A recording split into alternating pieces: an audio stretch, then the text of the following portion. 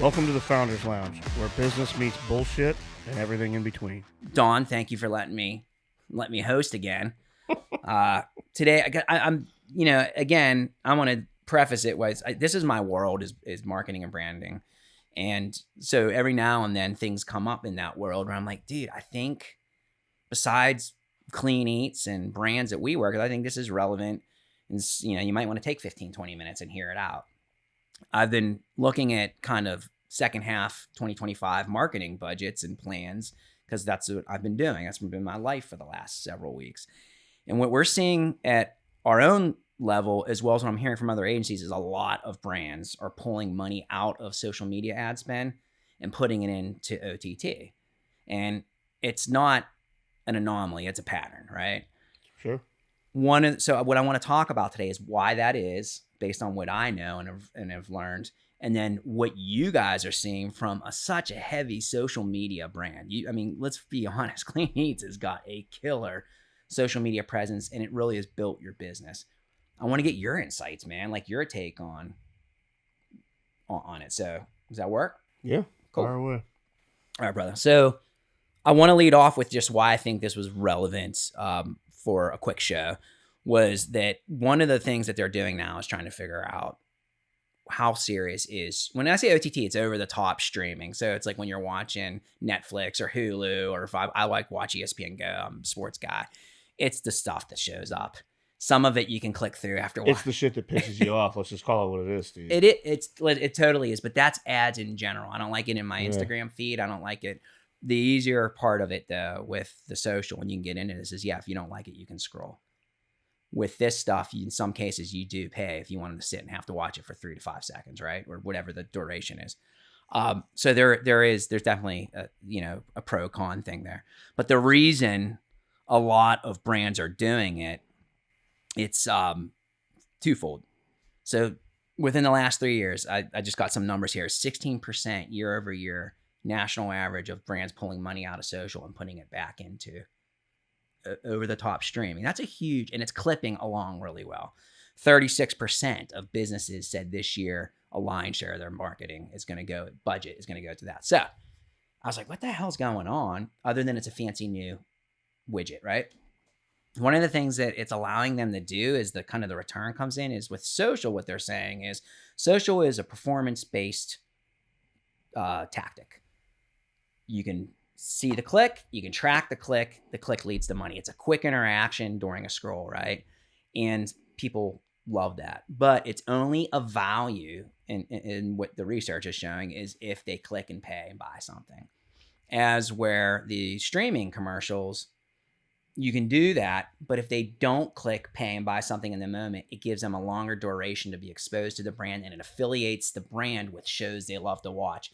And this goes back into that pair relationship shit we were talking about a previous episode. They start to affiliate the lifestyle of the show they're watching with the lifestyle of the brand. So if you don't get the click return or the cash return on the click, you're getting a stronger brand awareness and familiarity. And now you're starting to build brand as the offset to direct ROI in cash, which blows my mind. And I will tell you, because we started messing around with OTT about a year ago.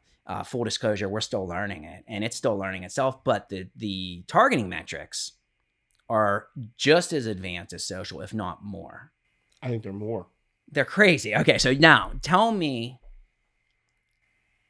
your perspective from a brand that has really a lion's share of the budget you put into digital. I mean, that's public information. 90% of it. So what do you think? I mean, you guys are a digital marketing brand. Does that kind of thing intrigue you, concern you? It intrigues me. Well, first of all, marketing never intrigues me. You should see this dude during meetings, man. I hardly attend marketing. You're on your phone half the time. You're answering. Yeah, that's awesome. Only because, as you know, the self-diagnosed ADD that I have, I can't sit still during those marketing meetings where it's just a brainstorming session and back and forth. I'm one of those guys. Hey, what do we got? Give me the agenda. Boom, boom, boom, boom, boom. Great. Who's owning what? Let's go get it done. Gotcha. I can't sit in them rooms. It just drives me nuts. But anyway, I digress. So you you're right on the intriguing part of for me when I think of OTT, the way that you explained it, that whole what did you call it, para relationship or whatever you called it, That's it. was great, and it's getting creepy to me how data is being drawn now to where you can super hyper target who those ads are going to based off the shows that they're watching. The only thing nuts. relatable that I can speak on and me sound like I know what I'm talking about is in development on the franchise side. We're kind of doing the same thing now with real estate.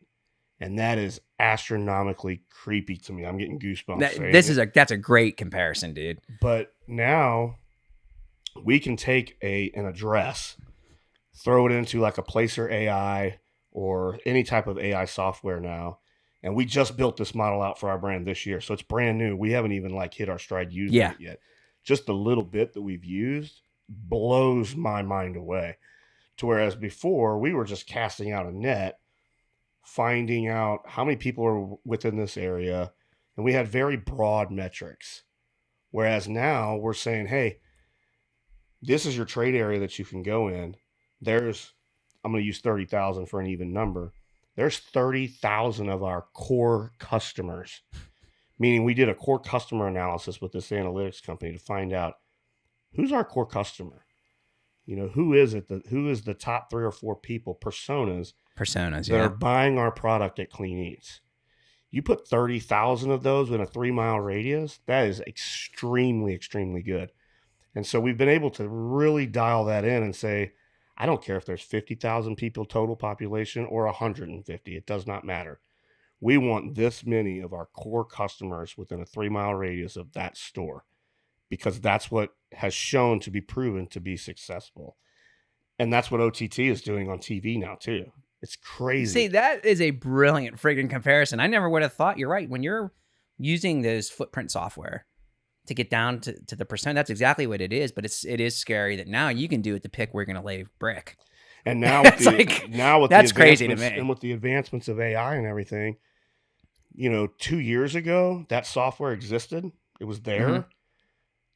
10 to 15 times more expensive. Like 2 years ago? Yeah, you're right. 2 years ago. But just the advancements in AI over the last 2 years, now it's pennies on the dollar. You're seeing the same. And relatively, it's still, it's fairly expensive, but compared to 2 years ago, cheap.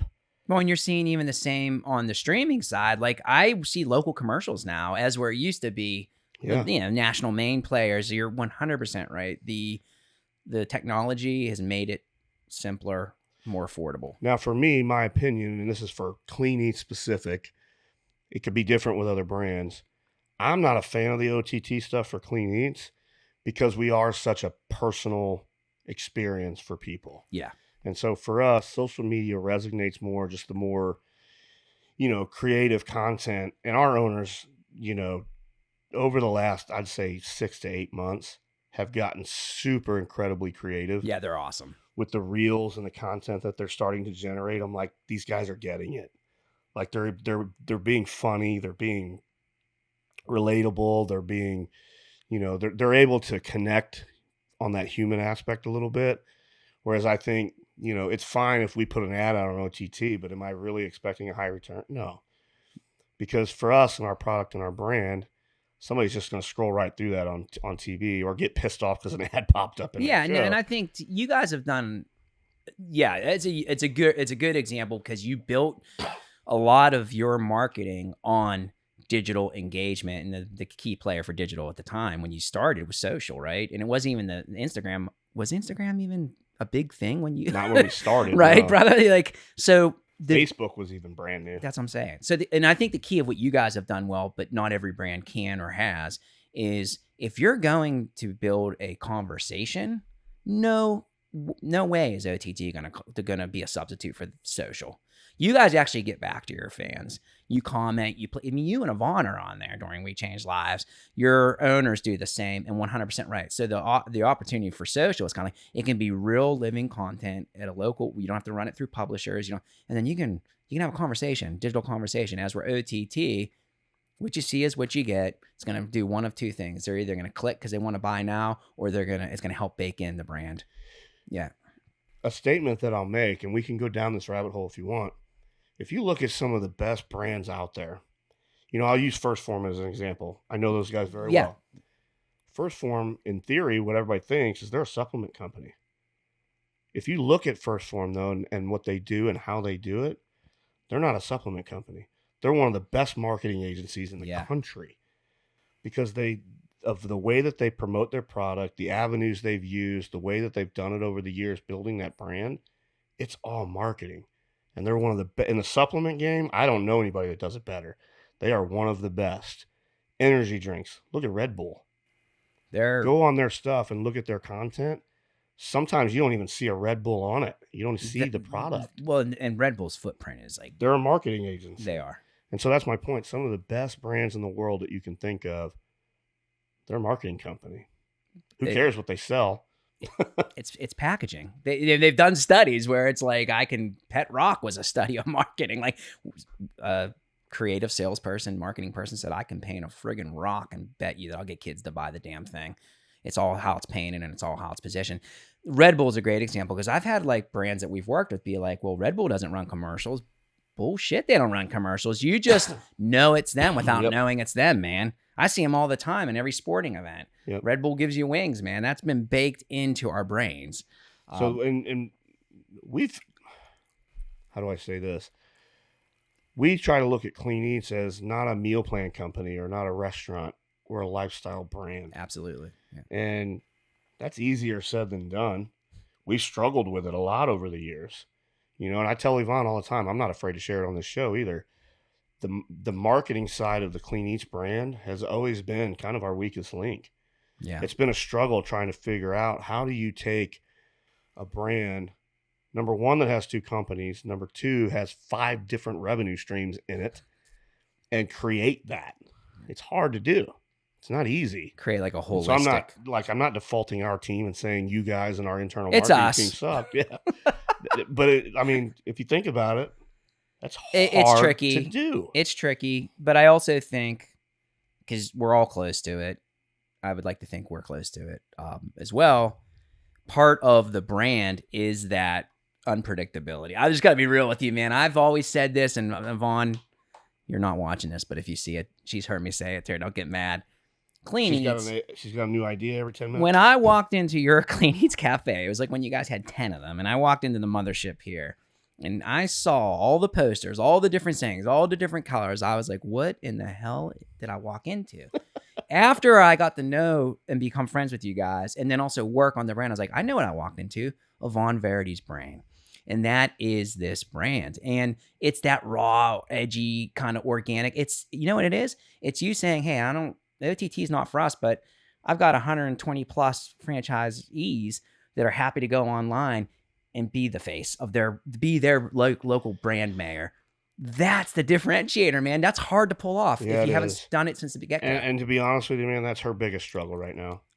What? With where we're at with the brand and the size and letting everyone do whatever that. No, it's because the way that she is wired, which is why we work so well together. Yeah, you guys are yin and yang, right? Yvonne can come up with 5,000 ideas in an hour, and I can sit there and listen to it, tell her she's crazy, but 3 of those ideas are very much implementable. Like, they're very good. Let's explore those. And she's fine with that. She doesn't get mad or sometimes. Sarah and I are wired the same. Yeah, Sarah's. That is what she struggled, because that's what she wants to do. That's what she loves to do is always thinking, always innovating, always coming up with new ideas. And there's a time and place for that. But especially I'm going to preface this, especially in a franchise model, you can't always do that. And then when you get to a point like us, if we want to do an LTO, limited time offer, like run a special burger or something, or even just call it a menu change, right? Oh, that's months and months and months of planning. Yeah. So whereas before, when we started this, especially early, like when we met you, man, Yvonne has an idea. Two nights later, we're running it. It was pretty amazing. And she struggles with that, and rightfully so. It's just how she's wired. So we've had to figure out like an avenue for her to keep doing that right? And keep. She's an amazing developer. You just nailed it. She is product development. She's brand. I mean, and she's echoed that is like the toughest part of growth is it needs to be more controlled. And I see other brands struggle with that too, but the reason it needs to be more controlled is because you did such a kick-ass job to get it there. That, True. you know, it's a trade. But now it takes time to implement that into a system where you have to write procedures for it. You've got to write all the things that come with it so that every location in the country is doing it the same way. What was the last menu rollout time frame? Like to develop it, get all the all the positioning pieces ready, run it through logistics. Now, can we even get this food? 6 months? Dude, I think it was long. 6 to 8 months. I feel like it was 8. I feel like on the this will not make the marketing team happy, but the easy part of, hey, we need the boards, we need the promos, whatever. I feel like that was a 6 to 8 month run. Might have been, yeah. And then if you add all the time that Yvonne and like just everyone on the development team have to put into, it's I would easily put it over a year. Well, so I can even tie that process into what we started the show out with. Now, they have software systems out there that can do what we call in our industry menu elasticity studies, where you can take your core customer, survey them, or just look back at past transactions and past, buying history, and you can literally format your menu for those core customer personas. Man, it's wild. It's all we're living in a curated society to the individual, and that's to bring that back, dude. You're right. Like the OTT stuff can track, I think it's by IP address, an individual within the house. Mm-hmm. You can have 5 people living in a house, and only one of them wants to eat healthy or needs marketing. And it can tell me based on my brand's persona, which one that is based on the IP, the age, and dial my commercial in front of. So you're right. There's what your search history is. There's granular. Yeah, it's nuts. The last thing I'll say is, because you saw this with social, it was Wild West for a long time. Does it become more heavily regulated on the streaming side because the more people do it, the more money to be made? Will they start putting limitations on what you can say in ads? Will they? And we saw it, and I think they already have. They're starting to, but to what end? I guess. Like I feel with social, you have to really balance out what you say in terms of saying something's healthy or something's. Is OTT regulated by the FTC? I think so. Yeah. Well, there you go. I mean, it's going to be like cable TV. Yeah. You can't just Smith & Wesson can't throw a gun commercial up on booze. Yeah. No, man, you're right.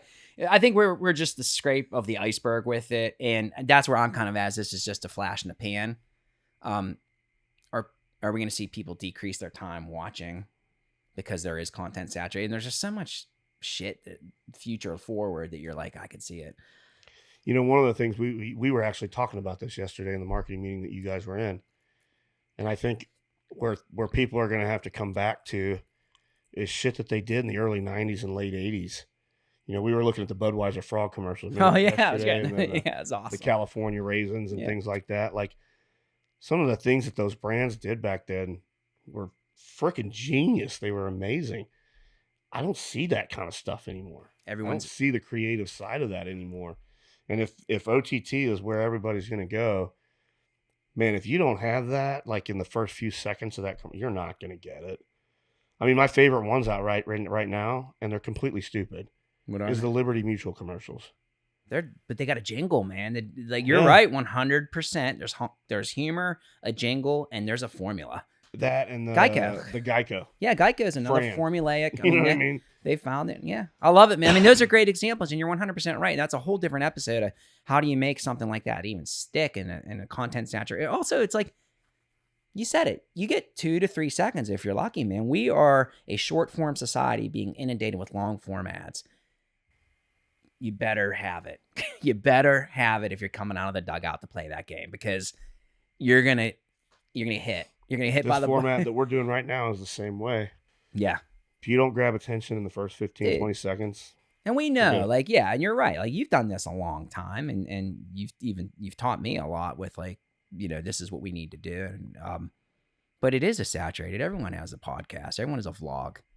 I just want people to listen to us because we maybe bring an interesting person in or have an interesting topic they can relate to. And has it been done? Probably, but maybe we have a new way of spinning it.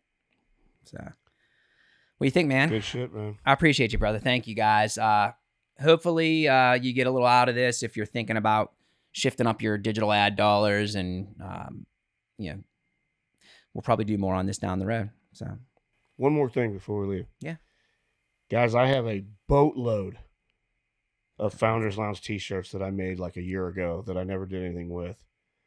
So leave us a comment somewhere, tag me or Steve. Yeah. And I'll start shipping some shirts out. I love it, man. And if you guys, we're obviously on the other side of the screen.